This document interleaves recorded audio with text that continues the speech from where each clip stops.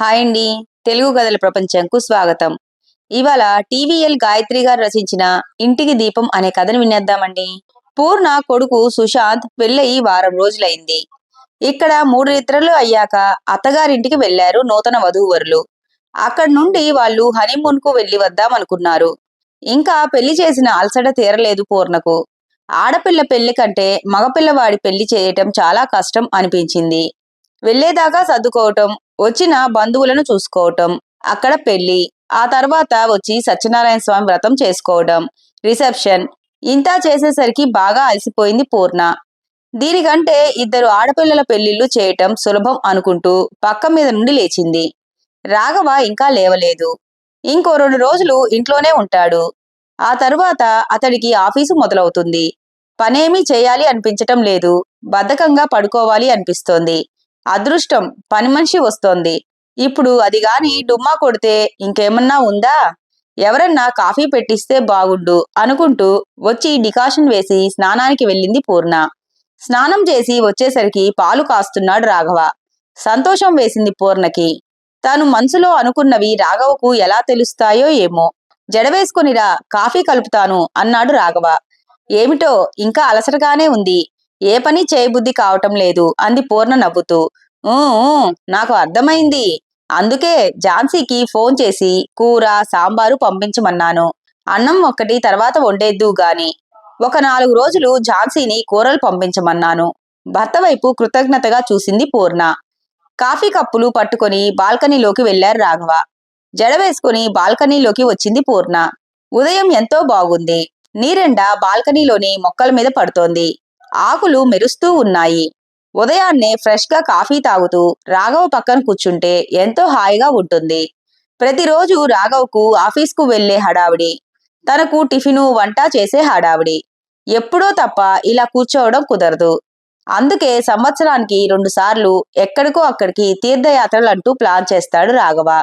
ఆ ట్రిప్పులతో కాస్త శక్తి వస్తుంది ఇద్దరికి.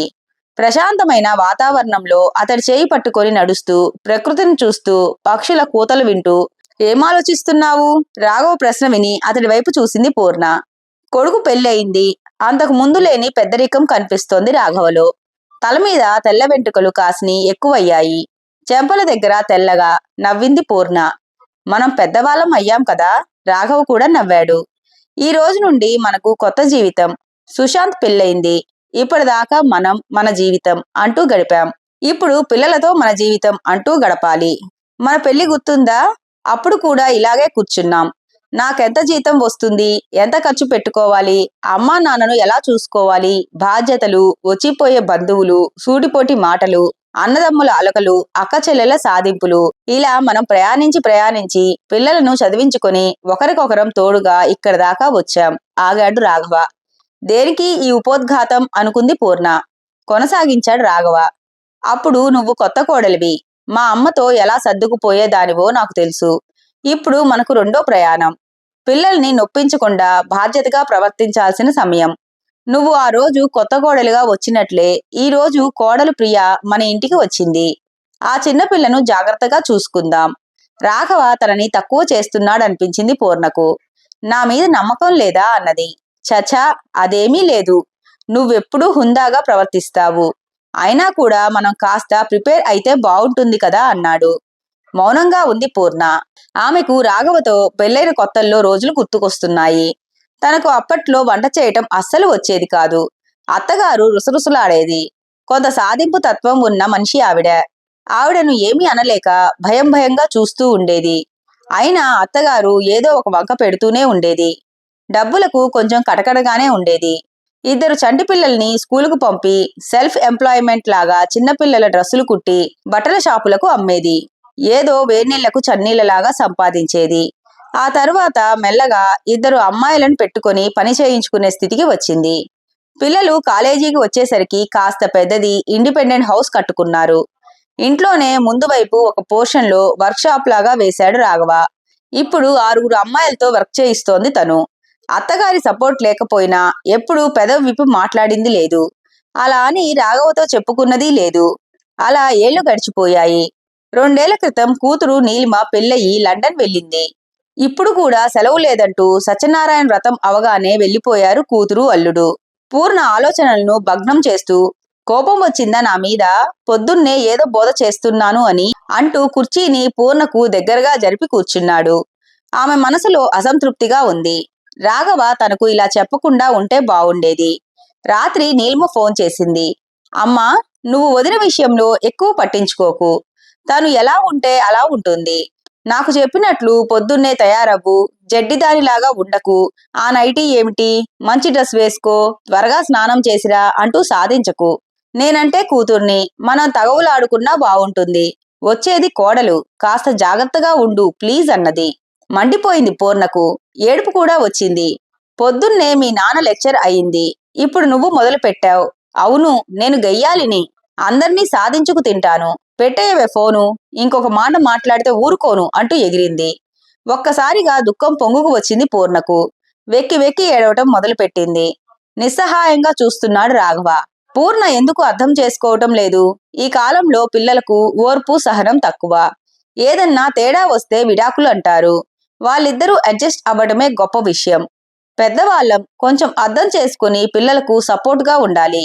అటు పిల్లలకు పెద్దవాళ్లకు కూడా ఇది చాలా క్లిష్టమైన సమయం. ఇంకా మాట్లాడితే ఇది పెద్దవాళ్లకు పరీక్షా సమయం. పూర్ణ పక్కన వచ్చి కూర్చున్నాడు రాఘవ మృదుస్వరంతో. చూడు పూర్ణ, నువ్వు చెడ్డదానివని ఎవ్వరం అనుకోవటం లేదు. ఇప్పుడున్న పరిస్థితులకు తగ్గట్లుగా మనల్ని మనం మార్చుకోవాలి. చాలా ఏళ్లుగా మనం మన పద్ధతుల్లో జీవితాన్ని దిద్దుకుంటూ జీవిస్తున్నాం. మన అలవాట్లు గాని పద్ధతులు గాని తెలియని అమ్మాయి మన ఇంటికి వస్తుంది. మనం కొంచెం జాగ్రత్తగా ఉంటే మన బిడ్డల భవిష్యత్తు బావుంటుంది. అంతకంటే ఇంకేమీ లేదు అనునయంగా చెప్పాడు రాఘవ. కళ్ళనీళ్లు తుడుచుకుంది పూర్ణ. మనసులో కోడలంటే భయం వేస్తోంది. ఏం మాట్లాడితే ఏమొస్తుందో, పోనీ వాళ్ళని విడిగా ఉండిపోమందాం అన్నది పూర్ణ. అదేమీ అవసరం లేదు పూర్ణ, కొంచెం సంయమనం పట్టించుకోనితనం కావాలి. నీలిమకు ప్రతి విషయంలో సలహాలిస్తూ ఉంటావు కదా, అదే నీ ఫ్రెండ్ కూతుర్ని పట్టించుకుంటావా? కొంచెం కొంచెం అర్థమవుతోంది పూర్ణకు. పిల్లల విషయాల్లో మనం అతిగా ఇన్వాల్వ్ అవ్వొద్దు. కోడలితో స్నేహంగా ఉండాలి. అలా అని ఆ అమ్మాయి స్వేచ్ఛకు భంగం కలిగించకూడదు. రాఘవ కళ్ళలోకి చూసింది పూర్ణ. అతడి కళ్ళల్లో ప్రేమ తొణికిసలాడుతోంది. సరే, మీరు కొన్ని రోజులు ఆఫీసుకు సెలవు పెడతారా? నాకు కొంచెం బాగుంటుంది అంది పూర్ణ ప్రాధేయపడుతున్నట్లుగా.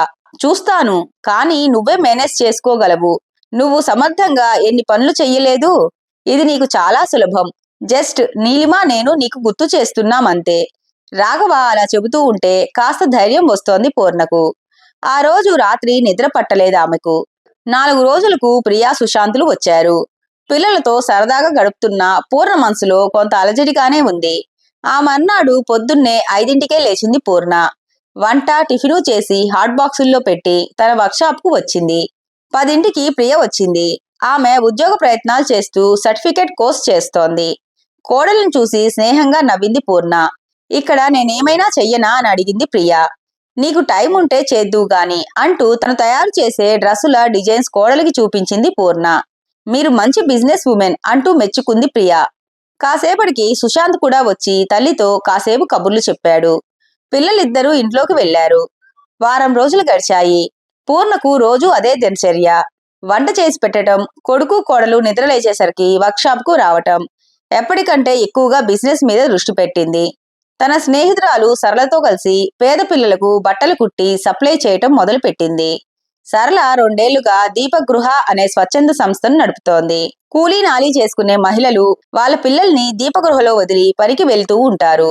సరళ ఆయాలను పెట్టి ఆ పిల్లల బాగోగులు చూస్తూ ఉంటుంది. సరళ సిటీలో ఉండే 10-12 స్కూళ్లకు వెళ్లి మాట్లాడి స్టూడెంట్స్ కు పనికిరాని యూనిఫారంను తీసుకుని వచ్చి వాటితో దీపగృహలోని పిల్లలకు డ్రెస్సులు తయారు చేయించి ఉచితంగా పంచుతోంది. సరళ తెచ్చిపెట్టిన పాత యూనిఫామ్లను దీపగృహలోని పిల్లలకు సైజులకు తగ్గట్లుగా కుట్టి పంపించడమే కాకుండా బస్తీలో ఉండే పేద పిల్లలకు కూడా కుట్టి ఇస్తోంది పూర్ణ. దీనికోసం ప్రత్యేకంగా 2 అమ్మాయిలను పెట్టుకుంది. ఇక శని ఆదివారాలు బస్తీలోని పేద పిల్లలకు ట్యూషన్లు చెప్పే సంస్థలో చేరి పాఠాలు చెప్పి వస్తోంది. ఇలా తనను తాను బిజీగా ఉంచుకుంటూ గడుపుతోంది పూర్ణ. కేవలం వంట చేయటానికి, కాసేపు విశ్రాంతి తీసుకోవడానికి మాత్రమే ఇంటి లోపలికి వస్తోంది. ప్రియ తన చదువులో తాను ఉంటుంది. పిల్లలు ఎక్కడికి వెళ్తున్నారు, ఏమి తింటున్నారు అనే ఆలోచన కూడా మనసులోకి రానంతగా పనిలో పడిపోయింది పూర్ణ. భార్యలోని మార్పును గమనించాడు రాఘవ. పూర్ణ ఇంతకు ముందులాగా తన వెంట వెనక తిరగటం లేదు. తనతో కలిసి కబుర్లు చెబుతూ గడపటం లేదు. అలసిపోయి వస్తోంది. ఇంట్లో మనుషులు ఉన్నారని మర్చిపోయినట్లుగా ఉంది అనుకున్నాడు. ఒకరోజు రాత్రి పూర్ణను కదిలించాడు రాఘవ. ఆ మురికివాడల్లోకి వెళ్లి పాఠాలు చెప్పడం ఎందుకు? అక్కడ పందులు కుక్కలు తిరుగుతూ ఉంటాయి. ఆ శిథిలమైన స్కూల్లో కూర్చొని బీదాబిక్కిని ఉద్ధరించటం అవసరమా? పైగా చిన్న వయసు కూడా కాదు. నీ ఆరోగ్యం చూసుకో పూర్ణ. అక్కడి దోమలకు ఏ డెంగ్యూనో పట్టుకుంటే తట్టుకోలేవు అన్నాడు. బదులు చెప్పలేదు పూర్ణ. దాదాపు 4 నెలలు గడిచిపోయాయి. ఒంటరితనం పీడిస్తోంది రాఘవను. ఆ శుక్రవారం రాత్రి ప్రియా సుశాంతులు సరదాగా టూర్కు వెళ్లారు. శనివారం పొద్దున్నే 5ంటికే అలారం పెట్టుకుని లేచాడు రాఘవ.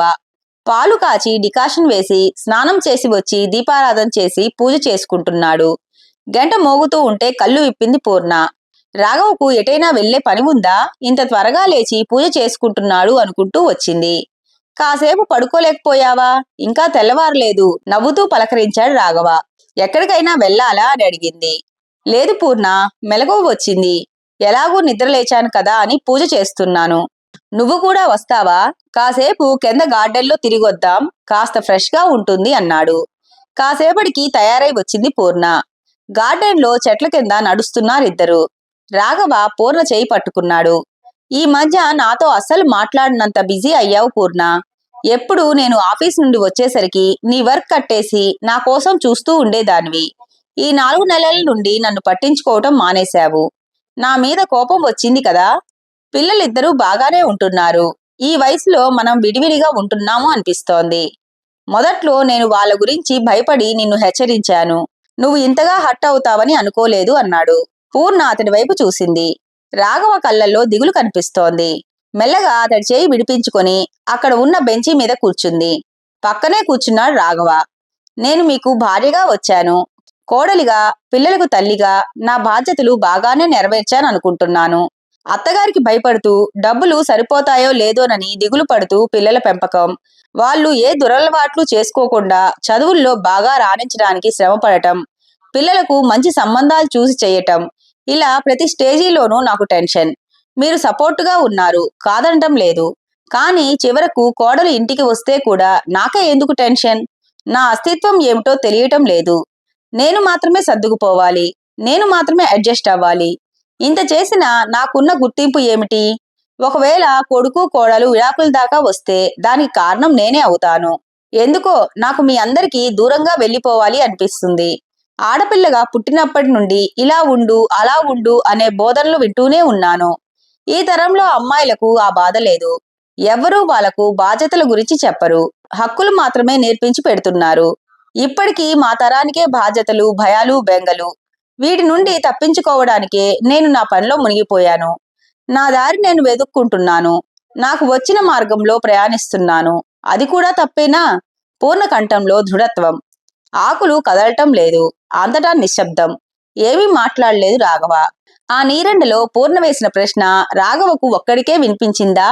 లేదా పంచభూతాలన్నిటికీ వినిపించిందా? గాలి సానుభూతిగా ఆమెను స్పృశించింది. పూర్ణ ప్రశ్నకు రాఘవ దగ్గర జవాబు లేదు. పాత పూర్ణను ఎలా వెనక్కి తెచ్చుకోవటం? ఇంకో నెల గడిచింది. ఆ రోజు శనివారం. బస్తీలో పిల్లలకు ఇంగ్లీష్ గ్రామర్ చెబుతోంది పూర్ణ. టీచర్, కొత్త సార్ వచ్చారేమో, మేడంతో మాట్లాడుతున్నారు, కిటికీలోంచి చూపిస్తూ చెప్పారు పిల్లలు. స్వచ్ఛంద సంస్థ చైర్మన్ అంజలితో మాట్లాడుతున్నాడు ఒకతను. పువ్వుల చొక్కా. అతడు అటువైపు తిరిగి ఉండటం వలన మొహం కనిపించలేదు పూర్ణకు. బడిలో పాఠాలు చెప్పటానికి రిటైర్ అయిన వాళ్ళు వస్తూ ఉంటారు. పాఠం కొనసాగించింది పూర్ణ. క్లాస్ అయ్యాక బయటికి వచ్చింది. ఎవరూ కనిపించలేదు.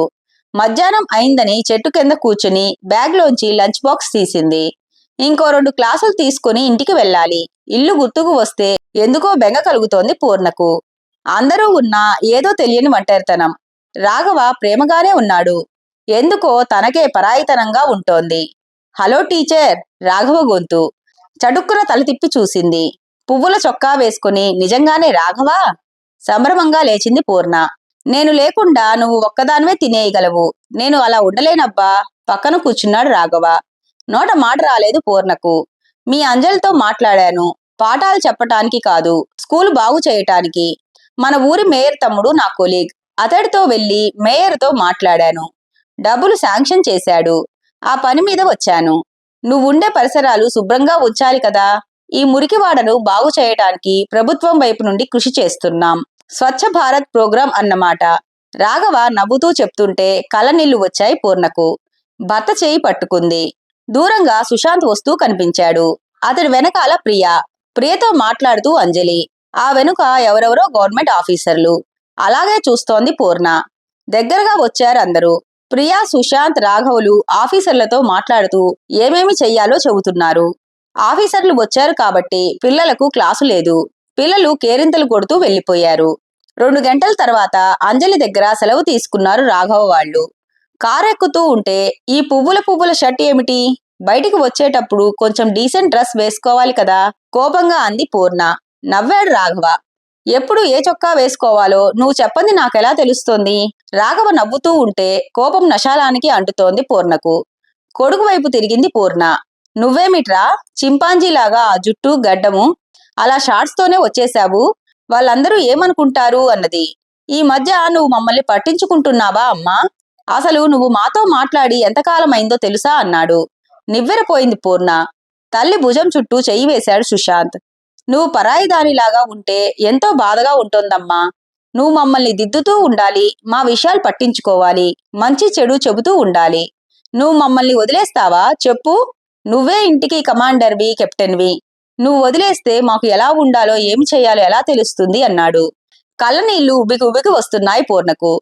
పదండి అత్తయ్య, ఈ రోజు నేను వంట చేస్తాను. ఎలా చేయాలో చెప్పండి, నేర్చుకుంటాను అన్నది. ప్రియ అనునయంగా చెప్తూ ఉంటే కళ్ళనీళ్లు తుడుచుకొని కారెక్కింది పూర్ణ. వెనక సీట్లో రాఘవ భుజం మీద తలవాల్చి కూర్చుంది. ఇప్పుడు ఆమె మనసు తేటగా ఉంది. అందులో కుటుంబ సభ్యుల మీద ప్రేమానురాగాలు పొంగి పొర్లుతున్నాయి. ఇంటికి దీపం ఇల్లాలు. ఆ దీపం మసకబారితే ఇల్లు చీకటైపోతుందని పూర్ణ కుటుంబ సభ్యులు తెలుసుకున్నారు. కారు కదిలింది. ఇంతటితో కథ సుఖాంతమండి.